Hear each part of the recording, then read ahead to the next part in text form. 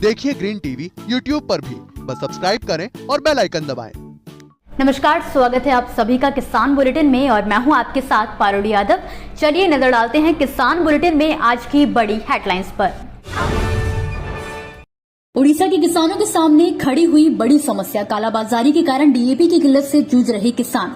मौसम विभाग ने किसानों के लिए जारी की चेतावनी, इन क्षेत्रों के कपास किसानों के लिए भारी बारिश का अलर्ट। गौमूत्र की बिक्री के लिए तैयार हो जाएं छत्तीसगढ़ के किसान, 28 जुलाई से प्रदेश में शुरू हो जाएगी खरीद प्रक्रिया।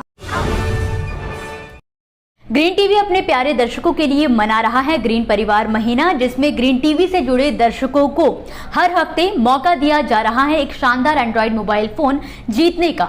इसके लिए ग्रीन टीवी के वीडियोस को ज्यादा से ज्यादा शेयर और लाइक करने वाले किसानों और दर्शकों को सिर्फ अपने द्वारा शेयर और लाइक किए गए वीडियोस का स्क्रीनशॉट लेकर हमारे व्हाट्सएप नंबर पर भेजना है। हमारा व्हाट्सएप नंबर है 9540300003। हफ्ते भर में जिस भी दर्शक द्वारा ज्यादा से ज्यादा वीडियोस को लाइक और शेयर कराया जाएगा उन्हें न सिर्फ एक अच्छा मोबाइल फोन ग्रीन परिवार की तरफ से तोहफे में दिया जाएगा, बल्कि उन्हें ग्रीन टीवी के प्लेटफॉर्म पर आने का मौका भी मिलेगा। सरकार द्वारा लगातार इस बात का दावा किया जाता रहा है कि देश के किसी भी राज्य में किसानों को खाद की किल्लत का सामना नहीं करना पड़ेगा। केंद्र सरकार द्वारा सभी राज्यों को जरूरत के अनुसार खाद की आपूर्ति की जा रही है, मगर इस बीच एक बार फिर उड़ीसा जिले के किसानों के सामने डीएपी खाद की किल्लत को लेकर समस्या खड़ी हो गई है। आपको बता दें कि उड़ीसा के संबलपुर जिले में इस समय डीएपी की कमी के चलते किसानों की खरीफ फसल प्रभावित हो रही है। मामले को लेकर जहां किसानों ने आरोप लगाया है कि जिले में बड़े पैमाने पर डीएपी की कालाबाजारी हुई है, जिसके कारण उन्हें खाद नहीं मिल पा रही है, तो वहीं दूसरी ओर एक खबर के मुताबिक किसान नेताओं का इस पर कहना है कि धान की रोपाई के इस चरण के दौरान किसानों द्वारा खेत में डीएपी का प्रयोग किया जाता है। पर अफसोस की बात यह है कि जिले में खाद डीलरों के पास खाद ही नहीं है, जबकि सहकारी समितियों से भी किसानों को पर्याप्त मात्रा में डीएपी की आपूर्ति नहीं हो पा रही है। जबकि खुले बाजार में दुकानों के पास डीएपी तो है, पर वो उसके लिए मोटी रकम वसूल रहे हैं। वहीं इसके बिल्कुल उलट संबलपुर के मुख्य जिला कृषि अधिकारी तनखाधारा साहू ने बयान दिया है कि जिले में खाद की कमी नहीं है। उन्होंने कहा है कि जिलों को 12,000 मीट्रिक टन डीएपी की जरूरत है, पर पहले चरण में 6,000 मीट्रिक टन डीएपी मिला है। बाजार में डीएपी के विकल्प मौजूद हैं, किसान उन्हें अपने खेतों में इस्तेमाल कर सकते हैं। बीते कई दिनों से देश के उत्तर भारत में हल्की फुल्की बारिश का दौर बना हुआ है। ऐसे में अगले 2 दिनों के लिए भारी बारिश का अनुमान जताते हुए हाल ही में मौसम विभाग द्वारा किसानों के लिए अलर्ट जारी किया गया है। खासतौर पर कपास किसानों के लिए अगले 2 दिन होने वाली बारिश को लेकर सतर्क रहने को कहा गया है। जानकारी के लिए बता दें कि महाराष्ट्र, गुजरात, तेलंगाना, राजस्थान, पंजाब और हरियाणा जैसे प्रमुख कॉटन उत्पादक राज्यों में मानसून जैसे जैसे आगे बढ़ा है, बुआई की गतिविधि पिछले साल की तुलना में बेहतर हुई है। 15 जुलाई तक देश भर में कपास की बुआई 102.8 लाख हेक्टेयर में हो चुकी है। इस साल 126 लाख हेक्टेयर में कपास की बुआई की उम्मीद जताई गई है। अब बात आती है कि किन क्षेत्रों में हल्की या भारी बारिश का अनुमान जाहिर किया गया है। तो मध्य महाराष्ट्र और मराठवाड़ा में जहां पर 26, 27 और 28 जुलाई को हल्की बारिश का अनुमान है, तो वहीं विदर्भ में 26 और 27 जुलाई को बहुत जगह पर भारी बारिश और 28 को हल्की बारिश का अनुमान है। इसके अलावा तेलंगाना में 27 को बहुत जगहों पर भारी बारिश और 28 को हल्की बारिश का अनुमान जाहिर किया गया है। वहीं गुजरात रीजन में 27 व 28 को हल्की बारिश का अनुमान है। इसके अलावा पूर्वी और पश्चिमी राजस्थान में 27 व 28 को हल्की बारिश का अनुमान जताया गया है और कर्नाटक में 28 को बहुत जगहों पर भारी बारिश हो सकती है। पंजाब और हरियाणा की अगर बात करें तो यहां पर 27 और 28 जुलाई को बहुत जगहों पर भारी बारिश का अनुमान जताया गया है।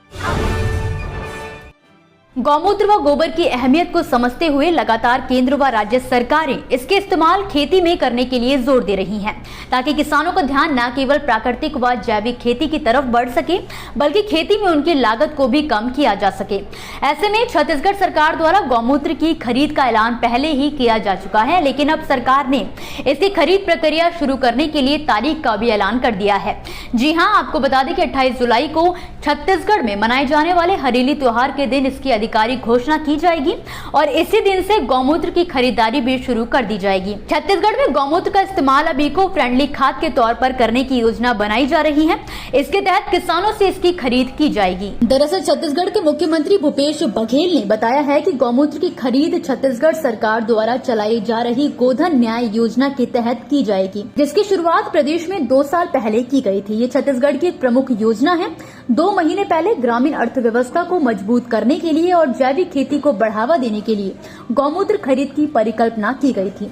इसी परिकल्पना के बाद छत्तीसगढ़ के कामधेनु विश्वविद्यालय और इंदिरा गांधी कृषि विश्वविद्यालय ने गौमूत्र के मूल्यवर्धन की जरूरत बढ़ाने का आकलन करने के लिए एक अध्ययन किया था।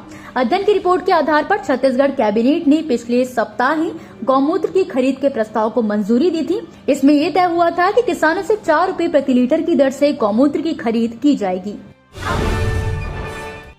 दोस्तों, ये थी वो खबरें जिन्हें हमने आप तक विस्तार से पहुंचाया, लेकिन अब हम बात करेंगे कुछ ऐसी खबरों की जिनके बारे में भी आपके पास जानकारी होना जरूरी है।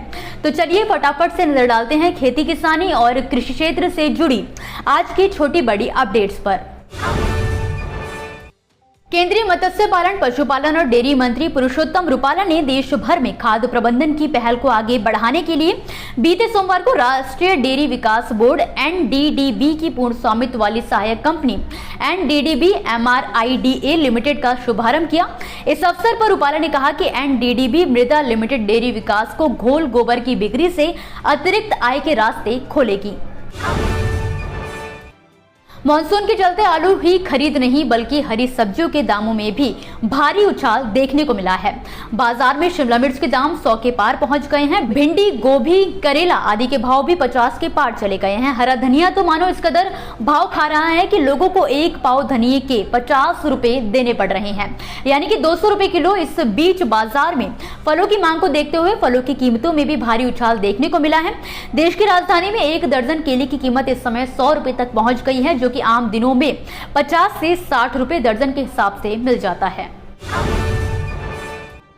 महाराष्ट्र में इस समय भारी बारिश से किसानों को नुकसान झेलना पड़ रहा है। कई हजारों हेक्टेयर में फसल पानी में डूबने से तबाह हो गई है।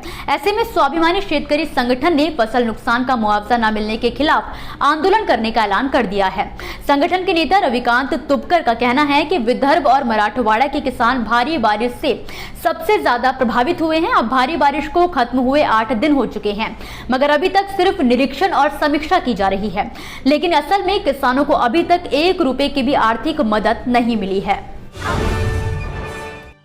महाराष्ट्र के नांदेड़ जिले के किसानों को फसल बीमा योजना की अहमियत समझ आने लगी है, जिसका एक बड़ा उदाहरण हाल ही में देखने को मिल रहा है। आपको बता दें कि मौसम के बदलते मिजाज को देखते हुए अब तक 6,60,000 किसान इस स्कीम में शामिल हो चुके हैं, ताकि किसी भी प्राकृतिक आपदा के चलते अगर किसानों की फसल को नुकसान पहुंचता है तो उसकी भरपाई की जा सकेगी। आमतौर पर लाल चंदन की खेती दक्षिण भारत में की जाती है, लेकिन अब जल्द ही हिमाचल प्रदेश के किसान भी लाल चंदन का उत्पादन करना शुरू करने वाले हैं। जी हां, दरअसल बागवानी एवं वानिकी कॉलेज नेरी हमीरपुर के विशेषज्ञों ने एक नर्सरी में लाल चंदन उगाने में सफलता हासिल की है।